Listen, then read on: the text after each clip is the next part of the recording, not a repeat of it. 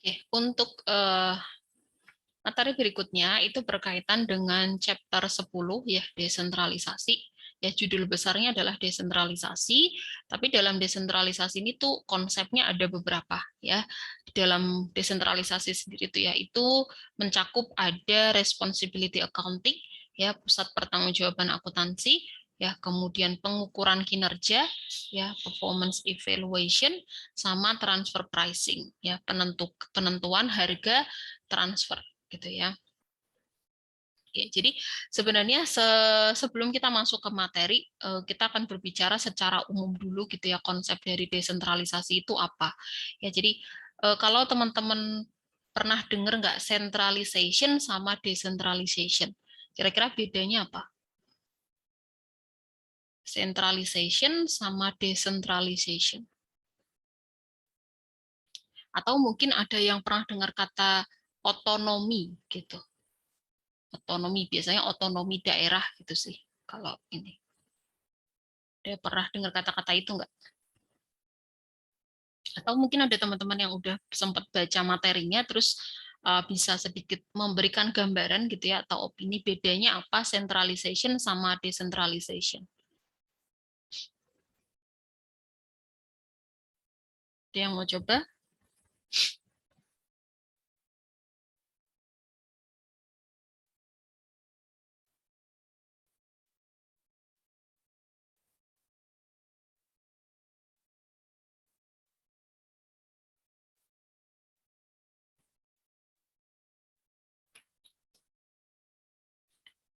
Nggak ada.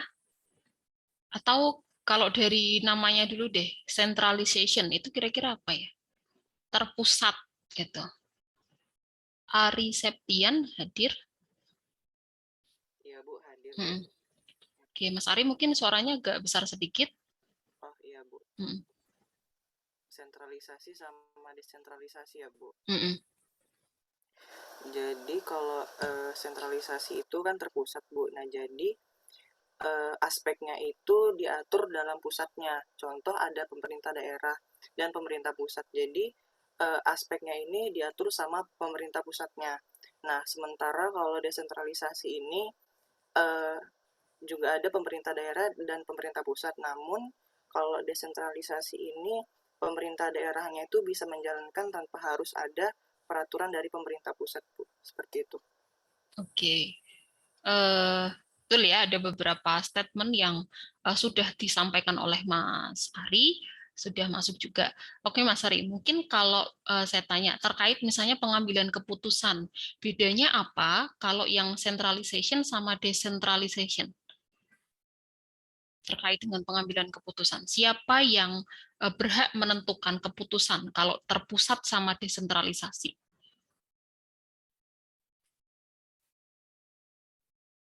Tadi jawabannya udah betul ya. Jadi contohnya juga juga cukup tepat gitu ya. Eh,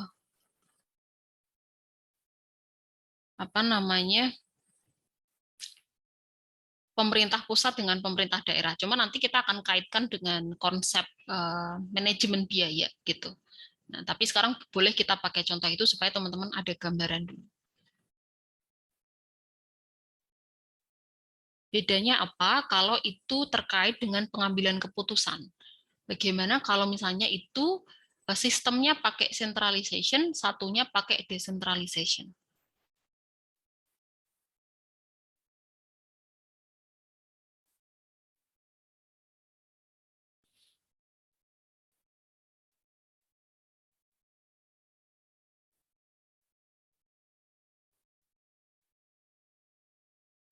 Gimana Mas Ari? Atau mungkin ada teman-teman lain yang bisa support jawabannya Mas Ari dengan pertanyaan saya tadi?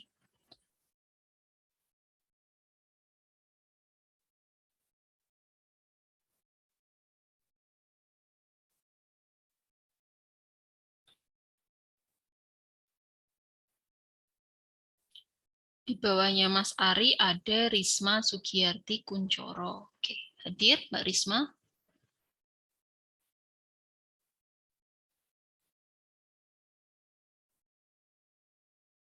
Halo,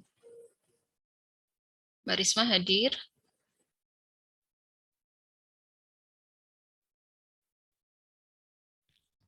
Hadir, Bu. Oke, silahkan. Bisa mencoba jawab atau kasih opini.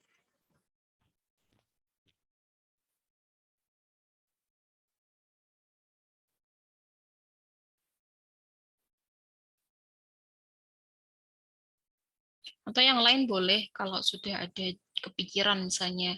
Oh, berarti itu terkait ini Bu, bedanya ini misalkan.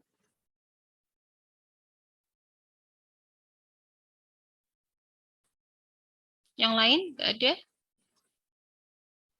Izin menjawab, Bu. Boleh, silahkan. Siapa nih? Hmm, Zila ya? iya, Bu. Jadi kalau misalnya sentralisasi itu yang membuat keputusan itu bagian atasannya gitu, Bu. Keputusannya terpusat dibuat sama tingkat yang paling atas dalam sebuah perusahaan. Nah, sedangkan desentralisasi itu mungkin bisa dibuat keputusannya oleh manajemen yang tingkatnya lebih rendah gitu, Bu. Dibuat oleh bagian manajemennya. Mungkin itu buat dari yang saya. Terima kasih. Oke, terima kasih Mbak Nazila. Ya, tadi juga makasih ya buat Mas Ari jawabannya. Kalau tadi dari Mbak Nazila ngasih opini adalah bahwa kalau untuk terkait dengan pengambilan keputusan itu kalau centralization itu yang berhak mengambil keputusan atau yang punya wewenang itu adalah atasan top manajemen gitu ya, mungkin bahasanya top manajemen. Kalau yang apa namanya yang desentralisasi itu lower level management gitu ya, atau lower level manager gitu ya. Oke, bisa sih ya, tapi mungkin lebih tepatnya adalah ini ya, lebih fokus ke pusat dan apa namanya, bukan pusat dan daerah ya, pusat dan departemen gitu ya. Kalau kita kaitkan dengan perusahaan gitu ya, atau kita kaitkan dengan manajemen, ilmu manajemen gitu. Jadi kita kembali lagi ke apa itu sebenarnya desentralisasi gitu ya. Jadi sudah tadi sempat disebutkan ya contohnya kalau terkait dengan pemerintahan itu, kalau sentralisasi mungkin pemerintah pusat, kalau desentralisasi itu pemerintah daerahnya, itu betul ya. Jadi yang namanya desentralisasi itu adalah bagaimana sebuah perusahaan itu melakukan pengelolaan gitu ya, itu tidak bergantung dari pusat gitu ya, atau top manajernya atau top manajemennya gitu ya, karena mereka punya hak, mereka punya otonomi, mereka punya kewenangan untuk mengelola departemen mereka sendiri gitu ya. Jadi yang namanya desentralisasi itu bisa konsepnya itu adalah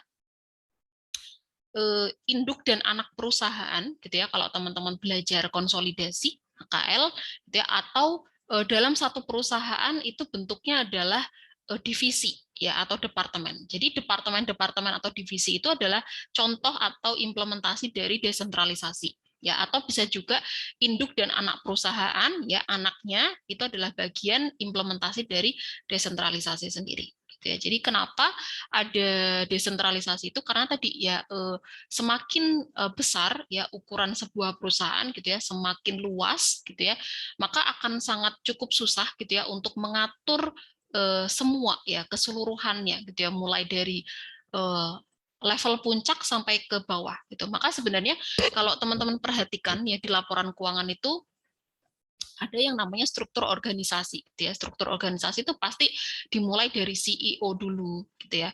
Kemudian ada vice president, kemudian di bawahnya nanti ada kepala departemen keuangan gitu ya, kepala departemen produksi, kepala departemen marketing gitu ya. Itu adalah contoh juga dari yang namanya implementasi desentralisasi tadi gitu ya. Jadi setiap bagian itu diberikan kesempatan atau wewenang untuk mengelola ya, mengatur ya apa ya, bidangnya masing-masing gitu ya. Karena tadi konsepnya adalah semakin besar sebuah perusahaan itu sangat tidak mungkin ya untuk bisa mengawasi ya, untuk bisa mengelola ya tadi ya, mengelola dan mengawasi untuk sampai ke level yang paling bawah gitu ya. Kalau misalnya ada kendala gitu ya, kalau dia konsepnya itu terpusat, maka informasi dari bawah untuk sampai ke pusat itu biasanya responnya akan lama gitu ya. Kalau misalnya sudah sampai, apalagi kalau konsepnya sudah bentuknya itu ada induk sama anak gitu ya, misalnya di anak perusahaan misalnya ada masalah gitu ya, kemudian karena sistemnya yang diterapkan itu adalah centralization ya, maka respon untuk penanganan problemnya itu akan lama gitu ya, tidak akan secepat kalau misalnya dia menerapkan sistem desentralisasi, di mana kalau desentralisasi maka dalam anak perusahaan sendiri itu dia bisa segera mengambil keputusan gitu ya, apa yang kira-kira harus dilakukan untuk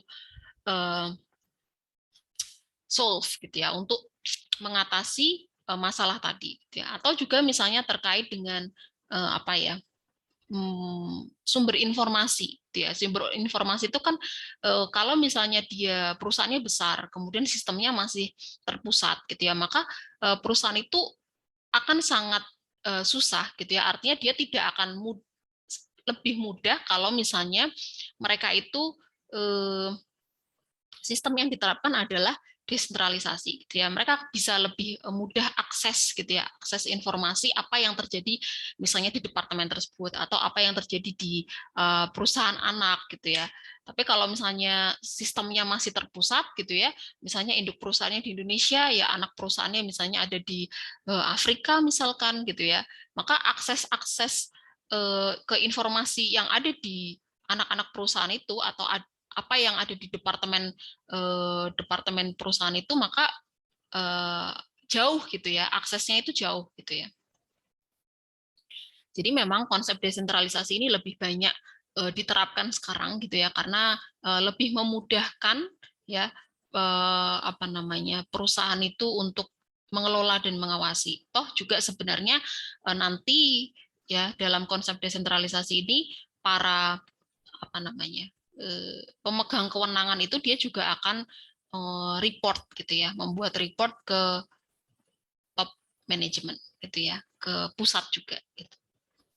Oke, nah nanti di sini akan muncul yang namanya responsibility center gitu ya. Ada pusat-pusat pertanggungjawaban ya, karena tadi konsepnya adalah semakin besar ukuran perusahaan gitu ya, maka akan semakin banyak yang harus diawasi gitu ya, maka akan lebih mudah ya dibuat yang namanya pusat-pusat pertanggungjawaban gitu ya, ada pusat apa namanya, ada departemen-departemen, divisi-divisi gitu ya. Kemudian nanti muncul yang namanya istilahnya responsibility accounting ya. Apa itu responsibility accounting? Responsibility accounting itu adalah sebuah sistem ya. Jadi ini adalah sistem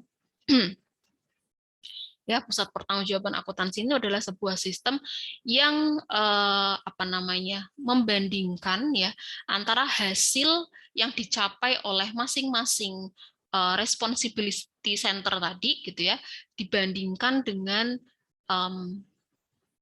ininya apa namanya, yang mereka estimasikan gitu atau yang mereka budgetkan gitu. Jadi kan pasti mereka akan membuat ada yang namanya estimasi, perkiraan gitu ya. Kemudian anggaran gitu ya. Nah, nanti ketika aktivitasnya itu sudah berjalan gitu ya, maka responsibility accounting ini dia akan membandingkan gitu ya, hasil yang sudah dicapai aktualnya dengan estimasi atau perkiraan-perkiraan yang dibuat oleh masing-masing responsibility center tadi ya. Kemudian di sini nanti ada bentuk-bentuk performance evaluation ya, penilaian kinerja, dan salah satunya adalah berkaitan dengan transfer pricing. Karena ini kita ngomongin masalah desentralisasi, jadi di dalamnya itu kita ada bagaimana sih kalau antar divisi dalam satu perusahaan atau antar perusahaan dalam satu grup ya. Bentuknya adalah bisa antar divisi dalam satu perusahaan atau antar perusahaan dalam satu grup ya, misalnya anak dengan induk gitu ya, karena bisa jadi induknya satu, anaknya bisa beberapa ya, ada di Afrika, ada di Eropa, Asia gitu ya. Nah itu bagaimana melakukan menentukan harga transfer untuk transaksi pertukaran barang dan jasa di masing-masing perusahaan tadi gitu ya. Jadi yang namanya transfer pricing itu konsepnya adalah internal ya, karena dia bisa jadi masih dalam satu grup ya, anak dengan induk, atau satu perusahaan tapi dia antar divisi ya, itu namanya transfer pricing gitu. Nanti kita lihat implementasinya seperti apa. Oke, baterai saya berapa nih? 40%. Oke, ya kita masuk ke study objektifnya dulu. Jadi menentukan apa nih, pusat pertanggungjawaban akuntansi ya, dan menggambarkan 4 tipe dari pusat pertanggungjawaban ya, 4 types of responsibility centers. Kemudian menjelaskan mengapa perusahaan itu memilih sistem desentralisasi ya, kemudian menghitung ROI ya, RI residual income sama ekonomi value add ya. Kemudian yang keempat, mendiskusikan metode dalam proses evaluasi dan memberikan reward pada kinerja manajer gitu ya. Jadi ini masih ngomongin internal perusahaan ya. Jadi kalau yang nomor 3 ini tuh cara ya untuk menentukan bagaimana sebuah divisi itu performanya seperti apa. Apakah divisi A dengan divisi B itu kinerjanya lebih bagus yang mana? Ya ini alat-alatnya ya, cara-cara untuk apa namanya, menilai kinerja divisi gitu ya. Sedangkan kalau ini berarti metode untuk mengevaluasi dan ngasih reward ke kinerja manajernya gitu ya. Terus menjelaskan peran dari transfer pricing dalam perusahaan desentralisasi ya, kemudian mendiskusikan metode-metode dalam transfer pricing itu seperti apa. Oke, sebentar ya teman-teman, biar saya tenang, saya ambil ini dulu, charger dulu.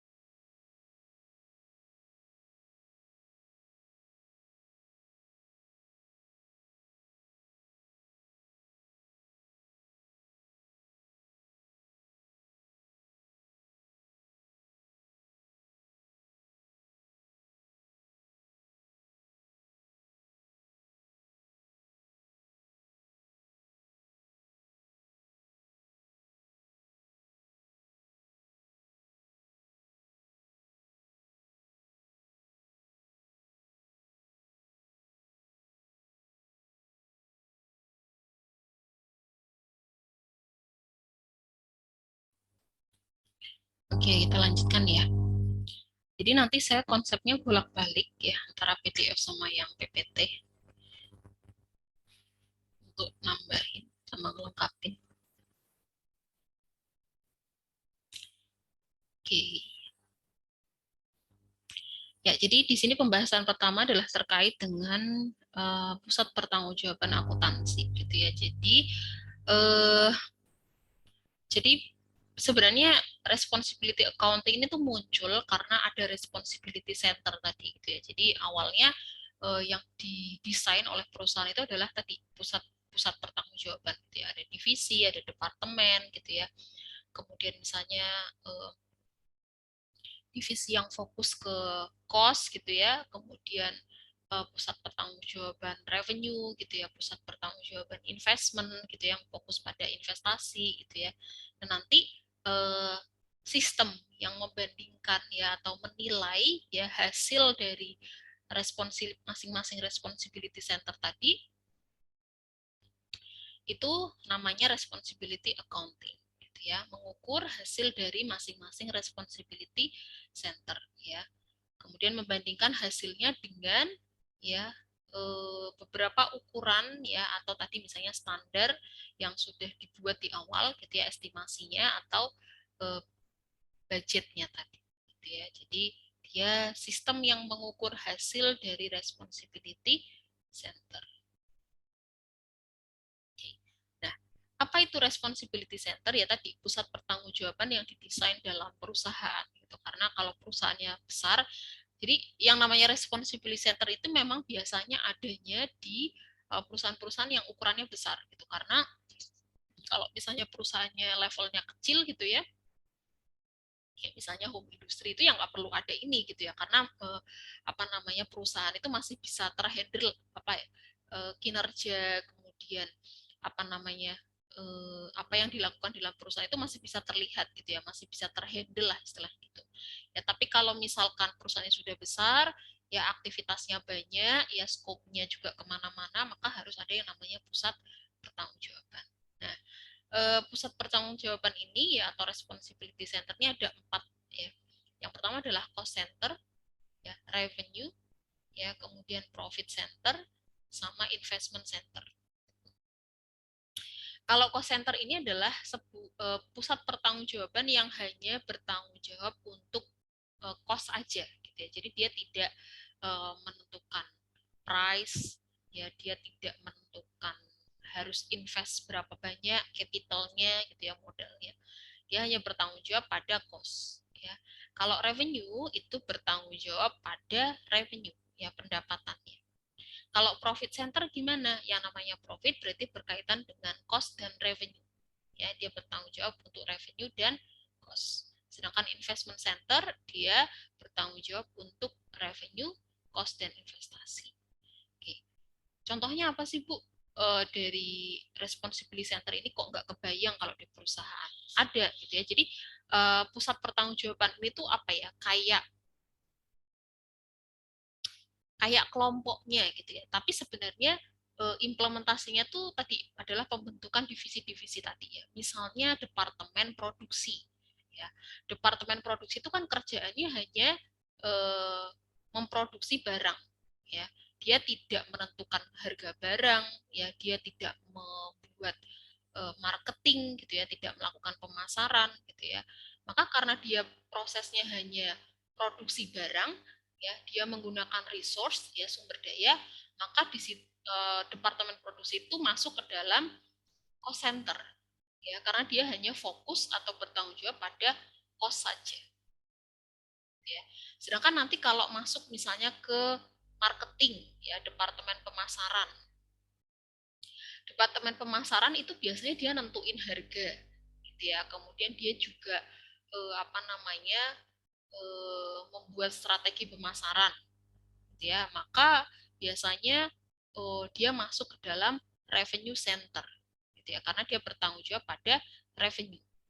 Contoh-contohnya seperti itu ya. Jadi cost center ini adalah, responsibility center ini adalah kelompoknya gitu ya, sedangkan contoh-contoh di dalamnya itu adalah divisi-divisi yang ada di perusahaan. Jadi ada departemen produksi, departemen apa ya, misalnya R&D gitu ya, research and development. R&D kira-kira masuk yang mana? Cost center, revenue, profit atau investment? Research and development masuknya ke responsibility center yang mana? Proses research and development.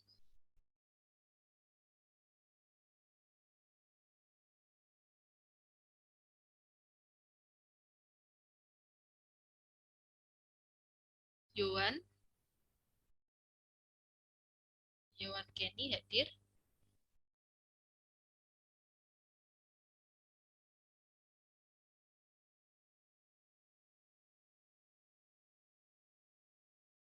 Halo, Mbak Yohan.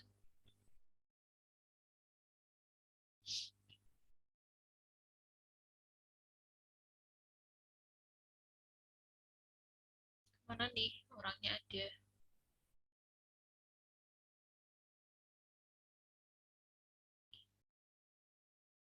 Bila Rizky hadir. Hadir, Bu. Kira-kira masuk kemana, Mbak, kalau research and development department? Masuknya ke responsibility center yang mana nih?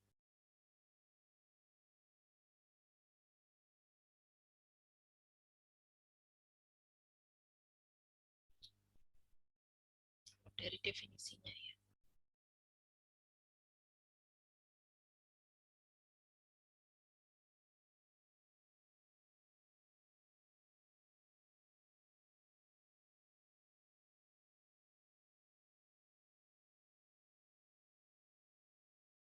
Gimana?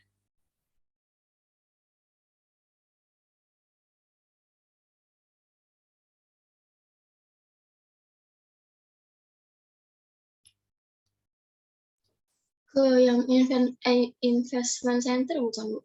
Investment center, oke. Kira-kira alasannya kenapa?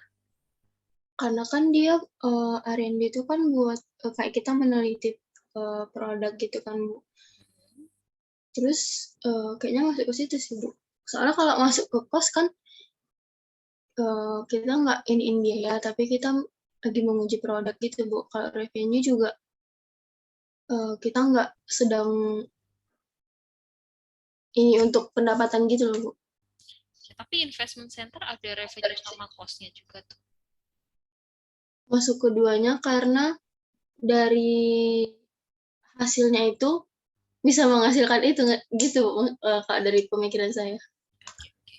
Ya, terima kasih Mbak. Siapa tadi? Sorry, Mbak Bella ya. Oke, Bella. Oke, jawabannya betul ya. R&D masuk ke investment center karena memang dalam proses kita research and development produk itu pasti ada cost yang dikeluarkan gitu ya. Kemudian dia tujuannya juga akan menentukan ini tuh produk mau dijual berapa gitu ya kira-kira. Walaupun di situ belum setting price ya, tapi dia sudah fokus ke sana dan juga terkait dengan investment ya, capital ya, modal yang digunakan. Betul ya. Jadi nanti untuk masing-masing responsibility center ini ya nanti dia akan dinilai hasilnya ya kemudian dibandingkan dengan apa yang mereka buat ya dalam estimasi mereka atau standarnya atau budgetnya gitu ya dibandingkan oleh sistem namanya tadi responsibility accounting. Oke, kemudian di sini ada beberapa alasan ya mengapa perusahaan itu memilih melakukan atau menerapkan yang namanya desentralisasi ya sistem desentralisasi. Yang pertama adalah better access to local information gitu ya. Jadi yang tadi saya sebutkan kalau sifatnya itu terpusat gitu ya, maka akses ke informasi ke level yang lebih bawah itu logikanya pasti jauh gitu ya. Apalagi kalau dia sudah anak dan induk perusahaan gitu ya. Bahkan kalau misalnya dia masih lingkupnya satu perusahaan ya departemen gitu ya, top manager dengan misalnya departemen di tingkat bawah, lower level itu masih lebih mudah ya kalau dia sistemnya desentralisasi ya untuk akses informasi yang ada di masing-masing departemen itu ya kemudian more timely response gitu ya ini terkait dengan durasi dalam merespon masalah yang terjadi gitu ya atau isu-isu yang muncul dalam masing-masing divisi atau departemen gitu ya. Jadi kalau misalnya ada masalah yang muncul ya di masing-masing departemen itu akan lebih mudah direspon dan lebih cepat kalau sistemnya adalah desentralisasi. Gitu ya. Kemudian fokus pada central management gitu ya. Jadi kalau fokus pada central management itu maksudnya adalah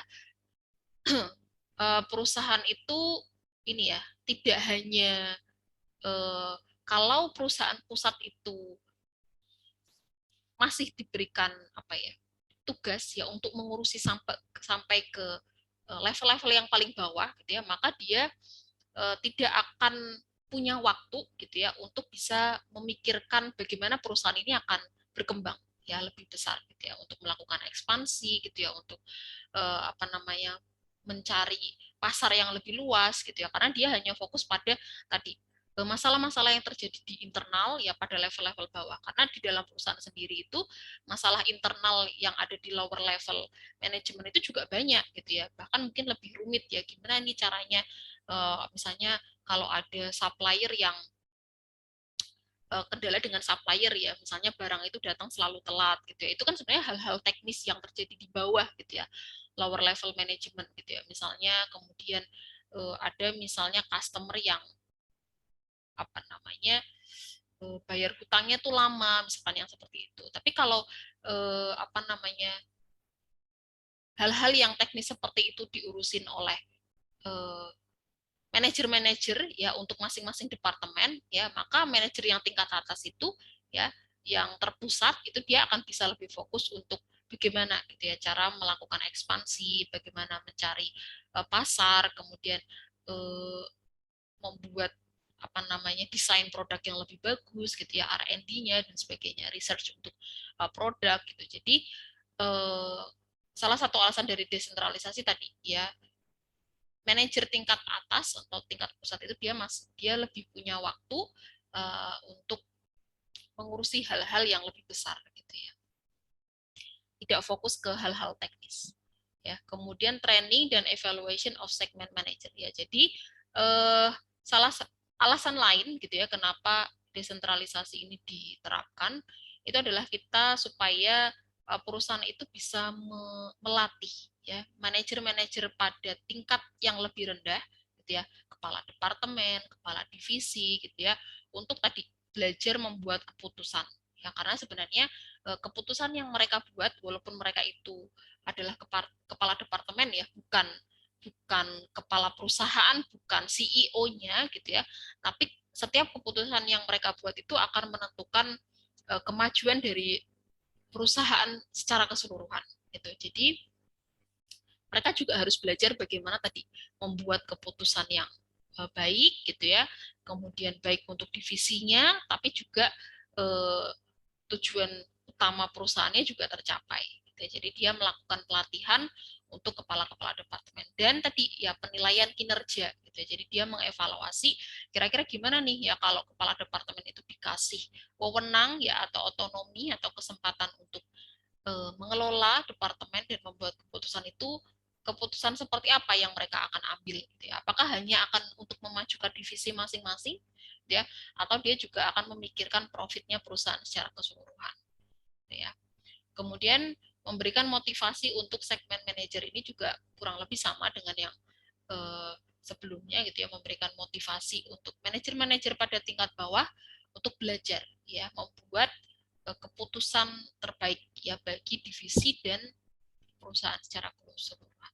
Kemudian sama juga yang berikutnya adalah meningkatkan kompetisi gitu ya. Jadi pasti karena itu departemen itu masing-masing departemen itu punya kepala ya, punya chief ya, punya head of departemen gitu, pasti mereka akan tertantang gitu ya, karena mereka dikasih kewenangan, mereka akan tertantang bagaimana untuk menunjukkan kinerja yang paling bagus ya untuk setiap departemen yang mereka bawahi gitu ya, supaya tadi apa namanya pasti kalau ya silakan Mbak Noni.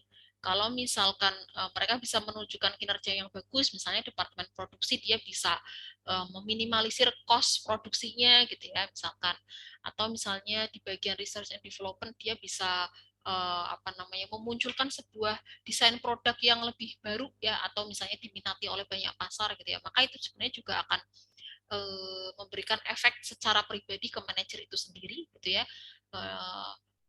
terkait dengan kinerja ya atau performa gitu. Nah, biasanya kalau yang seperti itu kan pasti akan ada reward gitu ya untuk masing-masing manajer departemen ya. Oke, kemudian ada yang mau ditanyakan dulu terkait dengan ini ya, alasan-alasan untuk desentralisasi. Sebenarnya ini lebih ke teori aja ya, tapi cukup penting untuk diketahui gitu ya sebelum masuk ke materi-materi yang lain. Belum?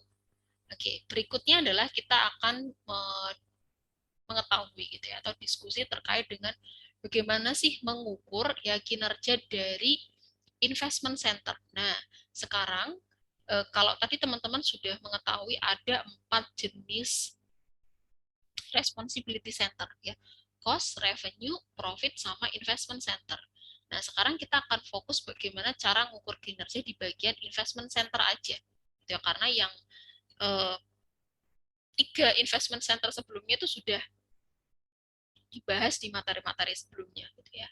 Nah, sekarang kita fokus ke investment center karena di investment center juga mencakup 3 poin yang ada di cost, profit, sama revenue.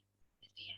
Itu ada 3 metode ya cara pengukurannya, itu bisa pakai ROI, bisa pakai RI residual income, bisa pakai EVA ya. Sebenarnya masing-masing metode ini mereka saling melengkapi ya. ROI itu ada keuntungan ya, tapi ada kekurangannya. Nah, kekurangannya itu bisa ditutup oleh residual income. Ya, residual income ternyata punya kekurangan juga. Ya, kemudian bisa di cover ya oleh EVA. ya economic value add gitu. Tapi tadi sih tergantung kebijakan juga ya, perusahaan itu mau melihat dari mananya gitu, atau juga dari sisi kesimpelan gitu ya. Yang paling mudah sih ya dari ROI gitu ya. Tapi tadi ya ada beberapa kekurangannya juga. Nah, untuk yang ini mungkin saya ini aja ya, langsung ke PDF aja supaya lebih jelas. Karena di sini ada beberapa kalimat-kalimat yang cukup penting untuk di-highlight.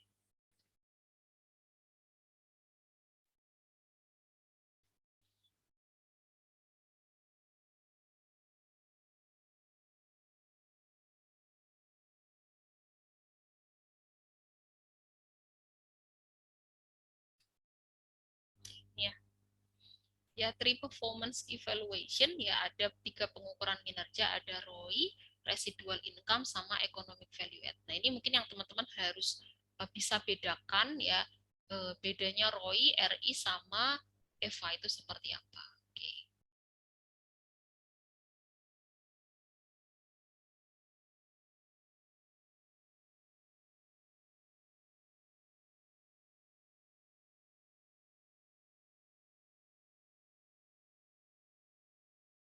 Oke ya.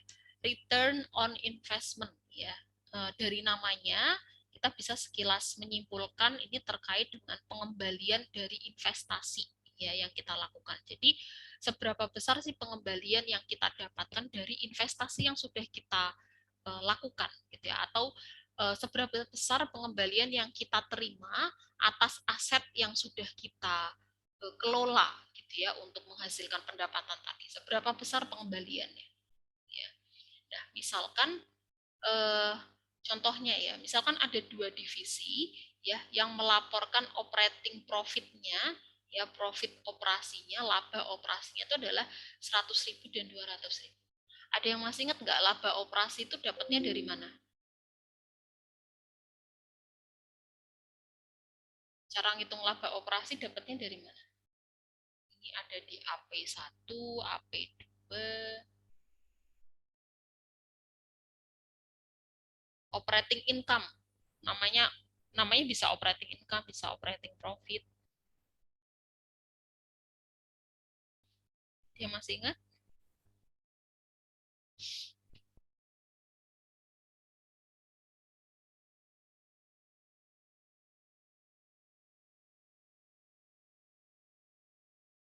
Noni Maharani, apakah sudah kembali dari toilet?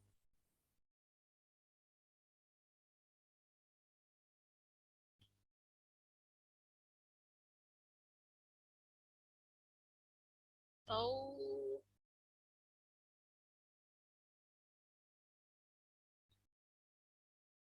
Jasmine Afifah? Hadir, Mbak Jasmine? Hadir, Bu. Oke. Masih ingat Mbak Jasmine untuk dapat operating income dapatnya dari mana?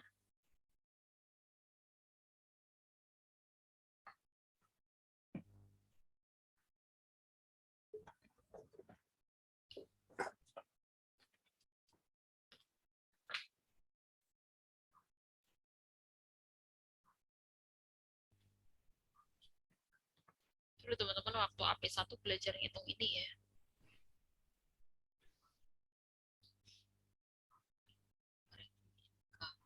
Dari gross profit dikurang total operating expense ya, Bu?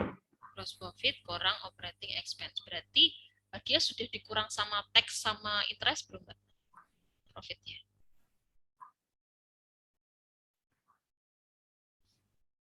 Operating income itu berarti sudah dikurang sama pajak sama bunga.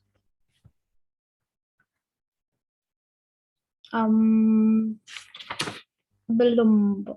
Belum ya? Belum. Oke, jawabannya Mbak siapa tadi?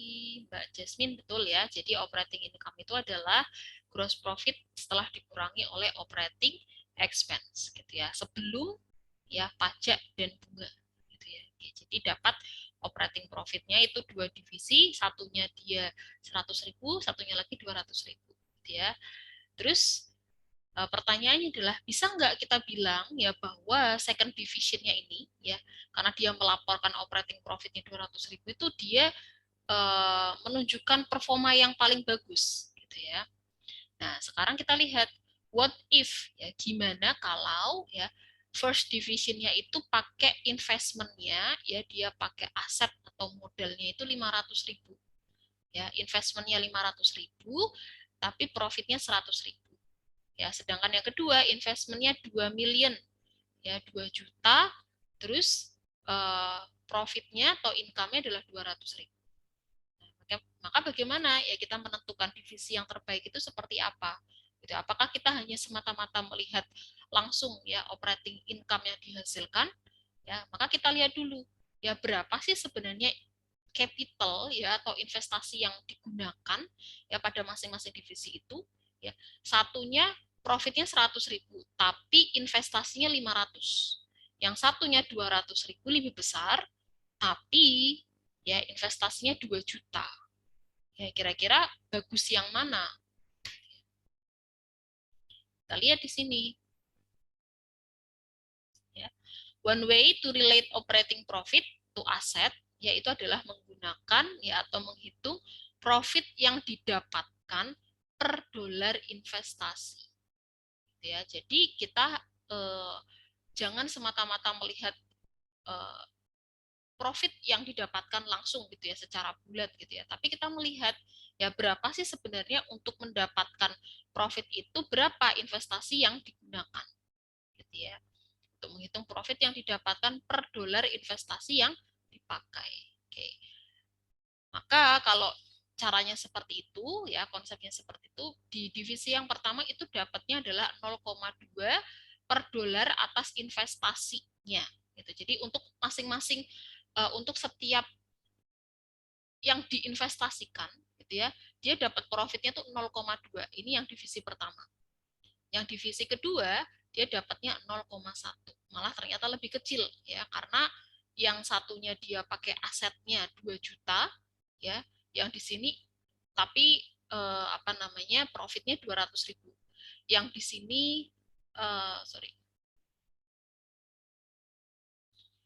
investmentnya 500.000 kemudian profitnya 100.000 ya ternyata setelah dihitung ya malah profitnya lebih besar untuk divisi yang pertama ya maka untuk menentukan mana ya divisi yang paling bagus itu kalau pakai ROI ya maka yang menunjukkan ROI-nya paling besar gitu. Rumusnya apa ini ya ROI can be defined ya operating income per average operating asset gitu ya. Operating income itu bisa operating income per sales dikali ya average operating asset itu adalah sales dibagi average operating asset. Ya. Operating income dibagi sales itu hasilnya adalah operating income margin. Ya, sedangkan sales dibagi average operating asset itu hasilnya adalah operating asset turnover, ya perputaran aset operasi. Oke, cara dapat ROI-nya seperti ini ya. Ya teman-teman tinggal kalikan saja ya datanya. Oke. Nah, untuk pihak eksternal gitu ya, besaran ROI itu digunakan oleh pemegang saham ya sebagai indikator tentang tadi ya, apakah perusahaan itu dalam kondisi yang sehat atau tidak gitu ya karena bisa dilihat dari investasi yang digunakan ya mereka bisa dapat return-nya atau pengembaliannya itu berapa ya seberapa besar ya sedangkan kalau untuk internal ya besaran ROI atau informasi ROI ini digunakan untuk mengukur kinerja masing-masing divisi gitu ya apakah divisi A lebih bagus daripada divisi B ya lihat ROI-nya besar yang mana gitu ya. Oke, jadi ROI itu bentuknya persentase. Ini yang teman-teman catat ya. Jadi nanti teman-teman harus bisa menentukan bagaimana sih ROI yang bagus itu seperti apa. Ya, kalau ROI itu bentuknya persentase. Yang bagus itu yang persentasenya tinggi. Ya, sehingga divisi itu pasti maunya itu dia akan meningkatkan ROI-nya. ya. Karena di sini ada motivasi untuk meningkatkan ROI gitu ya. Karena biasanya kalau ROI-nya bagus kan ROI-nya tinggi maka kinerjanya juga bagus gitu ya. Ini cara membaca ROI itu seperti itu ya. Kalau ROI-nya tinggi maka kinerjanya bagus ya. Biasanya kalau kinerjanya bagus maka manajernya juga dapat reward ya, sehingga manajer ini termotivasi untuk meningkatkan ROI gitu ya. Ada keuntungan tapi ada kerugiannya ya dari tadi ya ambisi seorang manajer untuk meningkatkan ROI tadi ya. Keuntungannya apa ya kalau misalnya ROI-nya tinggi ya? Yang pertama adalah mendorong manajer ya untuk berhati-hati dalam mengelola sales, expense, dan investment gitu ya. Jadi karena dalam ROI ini ada konsep operating income ya. Dalam operating income itu kan faktornya kan ada expense gitu ya, ada sales ya, ada investment juga ya. Maka si manajer ini harus gimana caranya ya bisa mengelola hubungan antara sales dan expense gitu ya. Kalau expense-nya terlalu besar berarti operating income-nya besar atau kecil kira-kira? Kalau expense-nya perusahaan tahun itu besar, ya periode itu besar, kira-kira operating income-nya yang didapat besar atau kecil?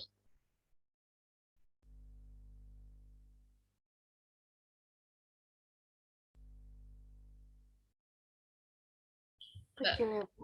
Kecil. Ini siapa? Iya, Bu. View. Kecil ya. Oke, jadi kalau sales-nya besar, Mbak Vio. Sales-nya besar, expense-nya kecil. Operating income-nya besar, Bu. Gitu ya. Jadi dia harus fokus untuk memanage ini. Oke, bagus ya. Berarti dia care gitu terhadap faktor-faktor ini. Terus dia mendorong cost efisiensi gitu ya. Jadi gimana caranya supaya tadi dia dapat profit yang tinggi, maka dia fokus bagaimana melakukan efisiensi pada cost. Kemudian dia juga menahan ya keuntungannya ROI itu ya, kalau kita fokus pada ROI itu manajer itu bisa tadi ya mengurangi adanya investasi yang berlebih ya dalam penggunaan aset-aset operasi itu. Jadi dia bisa membuat investasi seefisien mungkin gitu ya untuk pengembalian yang maksimal gitu ya. Nah, tapi ya ada kerugiannya nih ya. Karena si manajer-manajer ini terobsesi untuk menghasilkan ya atau menunjukkan ROI yang tinggi, ternyata ada efek negatifnya gitu ya, ada efek sampingnya gitu ya. Apa itu? Ini ya.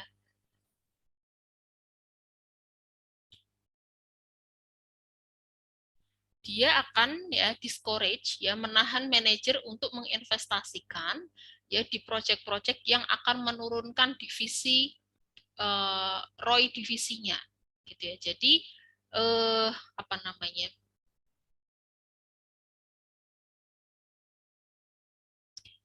Kalau misalkan ada proyek gitu ya yang sekiranya kalau diambil itu justru malah akan menurunkan tingkat ROI divisi mereka gitu ya, biasanya si manajer ini tidak akan mengambil proyek itu walaupun secara keseluruhan itu akan meningkatkan profitnya perusahaan gitu ya. Tapi karena dia tahu ya kalau dia bisa menunjukkan ROI yang tinggi maka dia dapat reward atau kompensasi, maka pasti dia maunya ROI-nya dulu yang di ini ya ditinggikan ya ROI divisinya gitu ya. Walaupun dia tahu sebenarnya project itu bisa meningkatkan profit perusahaan secara keseluruhan. Kemudian yang kedua adalah efek negatifnya adalah ketika manajer itu terobsesi ya untuk meningkatkan ROI divisi ya itu akan muncul yang namanya myopic behavior ya, myopic behavior. Jadi myopic behavior itu suatu perilaku yang dia hanya fokus pada keuntungan atau profitabilitas jangka pendek dan mengorbankan keuntungan atau profitabilitas jangka panjang. Contohnya apa? Misalkan dia akan karena ROI itu berkaitan dengan operating income, ya, operating income itu tergantung expense, gitu ya, maka dia akan berusaha menahan, ya, atau mengurangi, ya, expense yang bisa mengurangi atau menurunkan tingkat ROI mereka. Kalau misalnya itu expense-nya berkaitan dengan hal-hal yang tidak urgent gitu ya, atau tidak signifikan di dalam perusahaan, mungkin masih bisa ini ya, masih bisa apa namanya, nggak masalah gitu ya. Tapi kalau misalnya itu expense-nya berkaitan misalnya dengan gaji karyawan, terus dia misalnya menurunkan budget untuk misalnya research and development gitu ya, expense untuk research and development. Terus dia misalnya mengurangi budget untuk marketing atau promosi gitu ya. Itu sebenarnya ketika dia apa namanya, mengorbankan expense tadi gitu ya, maka operating income pada periode tersebut memang akan tinggi. Jadi dia akan menunjukkan operating income-nya itu tinggi karena expense-nya kecil, ya, karena dia mengurangi expense tadi, dia mengorbankan, ya, dia mengorbankan expense untuk research and development, untuk promosi, untuk marketing, gitu ya. Tapi efek jangka panjangnya apa? Ya, kalau tidak ada research and development, maka ya perusahaan tidak bisa berkembang, perusahaan tidak bisa bersaing. Ya, kalau misalkan budget untuk apa promosi, untuk marketing itu dikurangin ya, padahal itu kan sesuatu yang sangat esensial gitu ya. Maka ya tadi ya kita juga tidak bisa apa namanya mengenalkan produk kita ke pasaran secara luas. Jadi sebenarnya ketika manajer itu terobsesi pada bagaimana meningkatkan ROI yang tinggi, gitu ya, ternyata ada efek sampingnya, gitu ya, munculnya si myopic behavior ini tadi, gitu ya. Jadi dia hanya fokus bagaimana sih cara meningkatkan keuntungan di jangka pendek ya saat ini, tapi dia lupa ya bahwa ada efeknya ya kalau dia hanya fokus ke jangka pendek, maka akan ada keuntungan jangka panjang yang terabaikan. Gitu ya. Oke. Kemudian, nah ini ada contoh implementasi untuk bagaimana ya, tadi saya bilang ya, ini kan salah satu kerugiannya ya, dia tidak mau invest di proyek-proyek yang sekiranya malah akan menurunkan ROI divisinya. Nah, ini ada dikasih contoh, kalau misalkan ya, si divisi cleaning product ini ya dia punya kesempatan di tahun depan itu untuk invest di 2 project ya, project 1, project 2 ya, ini di coming year ya, tahun depan. Terus untuk masing-masing project ini itu ada perkiraan data dan informasinya ya, ada data dan informasi yang disajikan. Untuk project 1 investasi yang akan dipakai itu sebesar 10 juta ya, untuk project 2 4 juta, kemudian operating income-nya perkiraannya adalah 1.300.000, yang project 2 640, dan ROI yang didapatkan 13% dan 16% ya untuk project 1 dan project 2. Nah, sekarang saat ini gitu ya, ini kan project di masa depan ya, kira-kira yang akan diambil yang mana? Dia mau ngambil nggak projectnya? Nah, saat ini divisi itu ROI-nya adalah 15% besarnya ya saat ini. Ya, dengan menggunakan operating asetnya adalah 50 juta dan operating income-nya yang didapatkan adalah 7,5 juta. Ya, jadi 15% ini ROI-nya ya dia menggunakan operating aset 50 juta dan mendapatkan operating income 7,5 juta. Oke. Nah, berdasarkan data ini yang sekarang itu kira-kira kalau ditawarin ada project 1 sama project 2 itu kira-kira gimana? Mau diambil nggak? Nah, si manajer cleaning product division ini, dia punya 4 alternatif. Dia ngambil project 1 aja, atau dia ngambil project 2 aja, atau dia ngambil project 1 dan 2, atau alternatif yang keempat adalah invest in neither project. Ya, dia nggak invest sama sekali. ya dia nggak ngambil project sama sekali, ya. Ya, jadi dia akan tetap di ROI yang 15% tadi. Nah, maka kan berarti sekarang kita harus menganalisis kira-kira project mana yang apa namanya cukup menarik untuk diambil gitu ya. Oke, nah sekarang berarti kita ya perlu dihitung ya untuk masing-masing ROI-nya. Kan tadi ROI itu berkaitan dengan operating income sama operating asset ya. Nah, maka kalau kita mengambil project satu, ya operating income-nya adalah 8.800.000. Dari mana? Ya, operating income-nya yang sekarang, ya divisi yang sekarang ditambah dengan operating income-nya project satu. Terus yang operating asetnya 60 juta, itu dari operating asetnya yang sekarang, ya ditambah operating asetnya project satu. Dan seterusnya. Ya, kalau yang at both project gitu ya, dua-duanya ya maka ditambah oleh project 1 dan project 2. Kalau nggak ngambil, ya berarti ini pakai yang sekarang. Ya, operating asetnya 50, operating income-nya 7,5. Nah, sekarang kita lihat, yang sekarang kan kita 15% ya yang sekarang. Nah, kebetulan karena yang alternatif keempat ini dia tidak ngambil project 1, ya neither ya both project gitu ya, nggak pakai project 1, nggak pakai project 2, maka sama ya ROI-nya. Nah, maka kalau kita ngelihat dari tiga apa namanya atau keempat ini ya, keempat alternatif project ini kira-kira manajernya akan mengambil yang mana? Ambil yang project yang mana?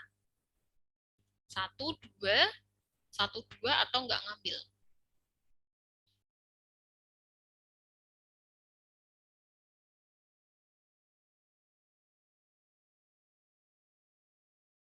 Regina hadir.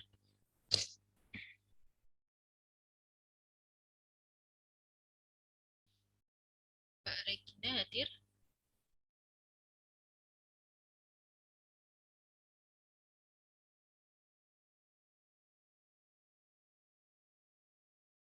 Halo, Regina.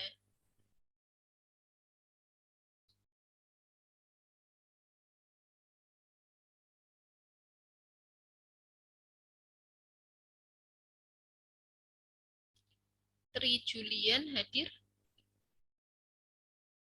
Oh, Tri Julian nggak ada kameranya ya. Kok kamera? Mikrofonnya ya. Andi deh, Andi.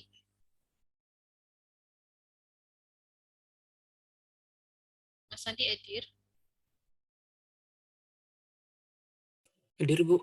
Oke, silakan Mas Andi. Kira-kira perusahaan akan ngambil yang mana?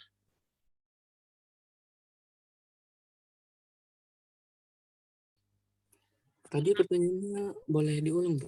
Pertanyaannya adalah dari keempat alternatif project yang ditawarkan di tahun depan, ya kira-kira dengan melihat ROI yang akan dihasilkan itu perusahaan akan ngambil project yang mana?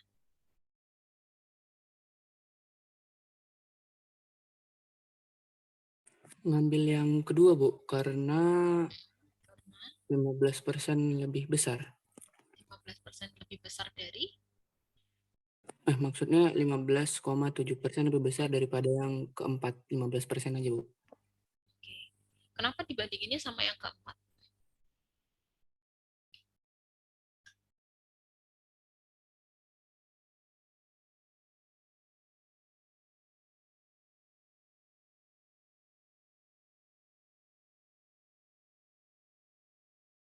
Jawabannya betul, tapi ada sedikit yang kurang tepat, Mas. Tadi pembandingnya yang mana?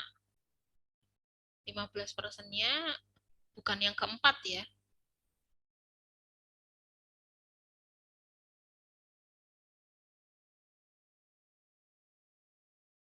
Bandingnya apa? Sama-sama 15%, tapi bukan yang keempat. Karena yang keempat ini juga alternatif pilihan project gitu.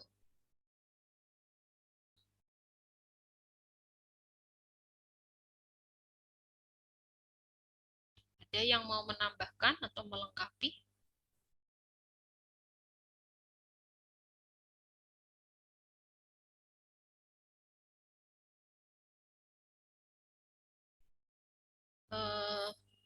Willy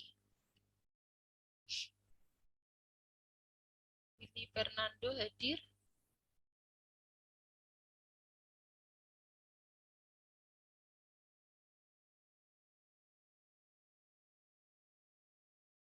Atau Rosa Sharonika? Hadir Mbak Rosa?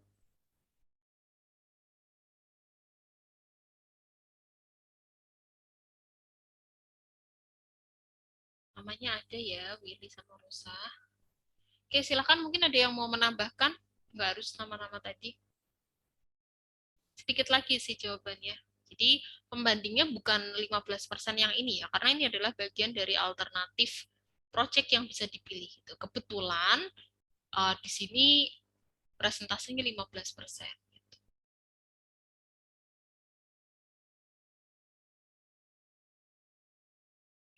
Izin Bu, Boleh. dari Roy divisi sebelumnya bukan Bu? Roy divisi Roy, sebelumnya. Roy divisi yang 15% awal itu Bu. Mbak, siapa? Yang jawab tadi siapa? Bella Bu. Oh, Bella ya. Oke. Lebih tepatnya Roy divisi periode sekarang gitu ya, atau tahun sekarang gitu ya. Jadi betul mungkin maksudnya Mbak Bella itu gitu ya. Jadi bukan divisi sebelumnya, ini adalah satu divisi yang sama gitu ya. Kemudian dia ditawarin project ya. Kemudian periode yang sekarang ya tahun ini itu ROI-nya menunjukkan 15%. Nah, terus dia dikasih tawaran nih 4 alternatif project. Kemudian setelah dihitung-hitung ternyata menunjukkan ROI sekian gitu. Nah, maka kalau berdasarkan konsep ROI tadi, ya ROI itu diambil yang presentasinya paling gede ya karena dia menunjukkan kinerja lebih bagus gitu ya. Maka logikanya dia akan mengambil yang ini gitu. Ya, lebih besar dari 15%, tapi bukan ini ya karena ini adalah bagian dari alternatif project yang bisa diambil. Kebetulan project yang keempat ini nggak ngambil gitu ya, nggak ngambil project 1 dan 2. Maka dia tetap ya di 15%. Tapi yang jadi pembandingnya adalah 15% dari ROI pada tahun sekarang. Gitu ya, currently. Oke, ya terima kasih Mas Andi dan Mbak Bella jawabannya. Oke, nah tadi ya, jadi intinya adalah tadi itu contoh implementasi bagaimana kalau misalkan si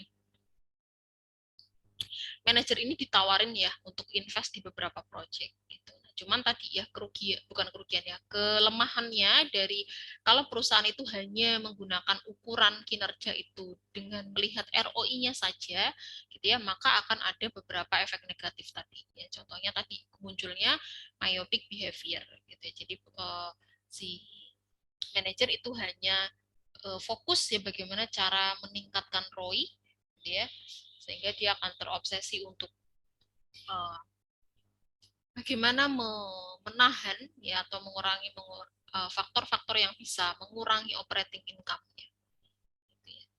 Nah, kemudian ada metode kedua yang harapannya gitu ya dia bisa overcome, dia bisa mengatasi kelemahan yang muncul di metode ROI tadi.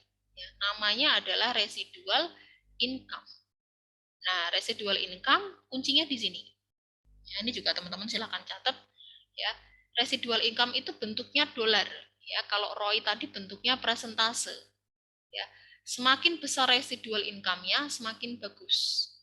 Ya, jadi kalau residual income itu juga kalau dia divisinya menunjukkan residual dolarnya, residual income-nya lebih besar ya daripada divisi yang lain, maka itu menunjukkan kinerjanya bagus. Ya.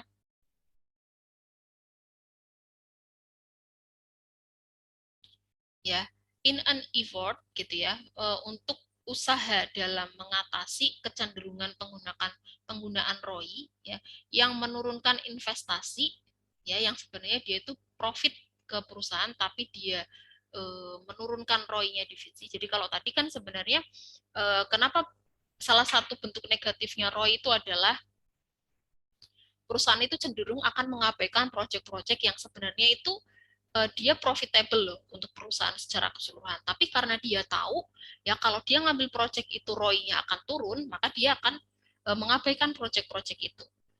Ya, maka cara mengatasinya ya untuk masalah itu dia pengukuran kinerjanya adalah menggunakan residual income. Ya, residual income itu apa? Ya, selisih antara operating income dan minimum dollar return yang required on company's operating asset. Gitu ya. Jadi operating income-nya berapa dikurangi oleh minimum rate of return, ya tingkat pengembalian minimum dikali dengan operating asset yang digunakan perusahaan. Nah, tingkat pengembalian minimum ini dapatnya dari mana?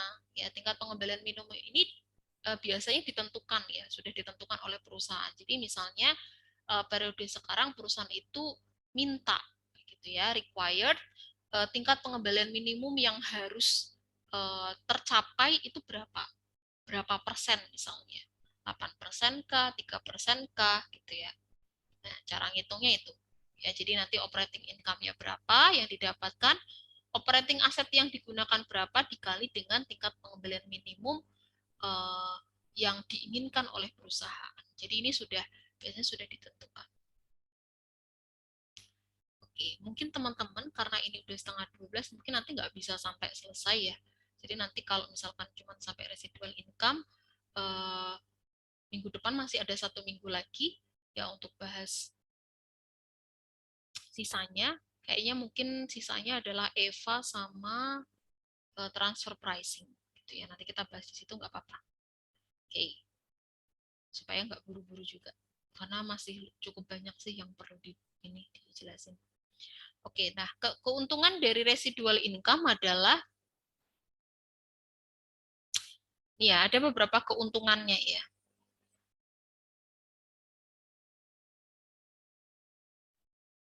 Recall that the division manager rejected project 1 because it would have ya reduced divisional ROI gitu. Jadi dia menolak project 1 karena dia tahu itu akan menurunkan ROI-nya dia gitu ya di tahun depan.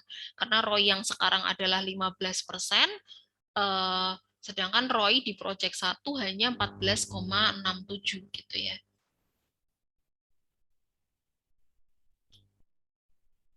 Sebentar ya.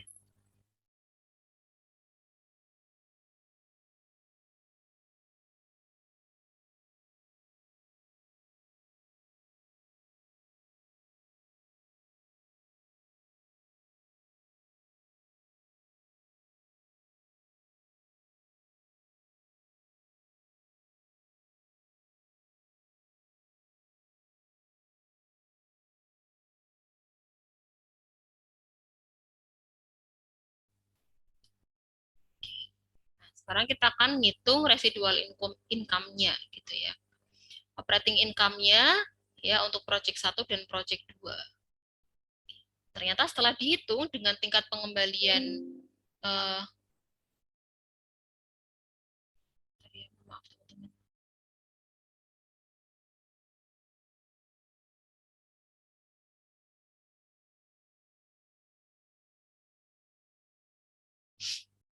Oke, setelah diketahui ya bahwa tingkat pengembalian minimum yang diinginkan perusahaan adalah 0,1 ya, residual income untuk project 1 300, project 2 240 gitu ya.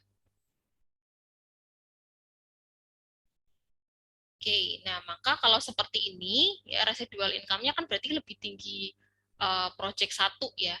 Tapi kalau dilihat ROI-nya tadi project 2 yang diambil ya.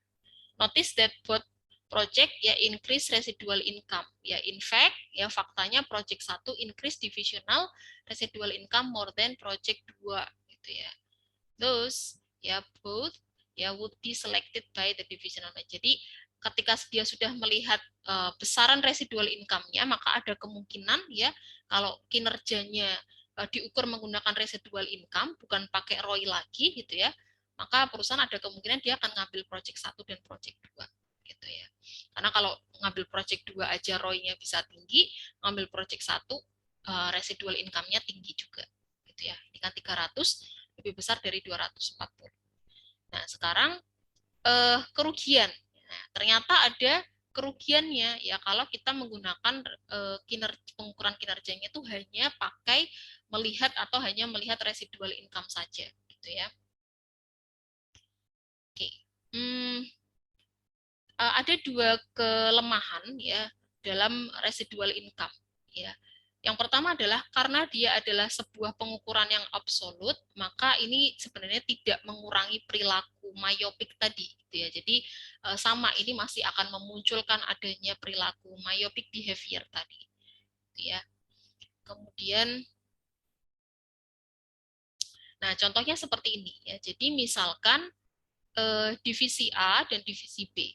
Nah, kita lihat ya di sini ada data operating asset, kemudian operating income, kemudian minimal return ya, pengembalian yang ditentukan perusahaan itu berapa gitu ya. Kalau minimal return tadi kan ini bentuknya rate ya. Ya, berarti kalau rate kan berarti presentase ya, tapi ini sudah minimal return-nya sudah bentuknya dolar karena dikali dengan operating asset-nya. Ya, boleh juga bentuknya seperti ini. Nah, setelah dihitung-hitung, ya divisi A ternyata menunjukkan residual income-nya adalah 300.000. Ya, divisi B menunjukkan residual income-nya adalah 100.000.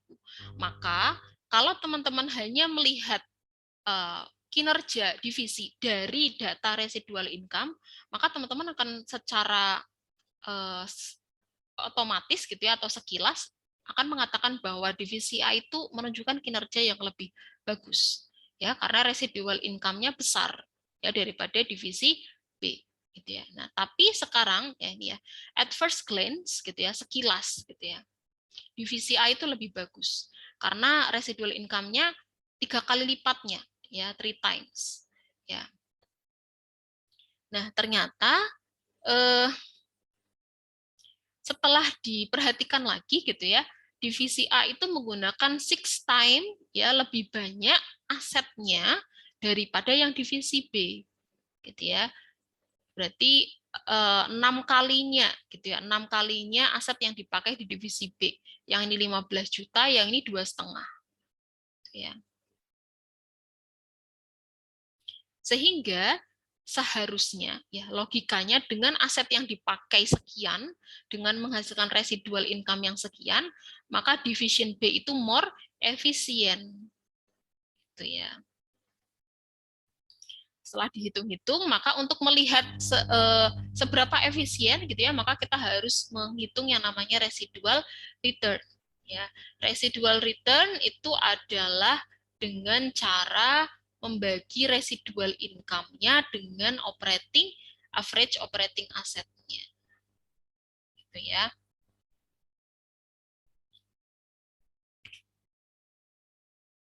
Nah, jadi 100.000 dibagi 2,5, 300.000 dibagi 15 juta. Ya, ternyata divisi B tingkat pengembalian residualnya adalah 4%, yang divisi A 2%, hanya 2%.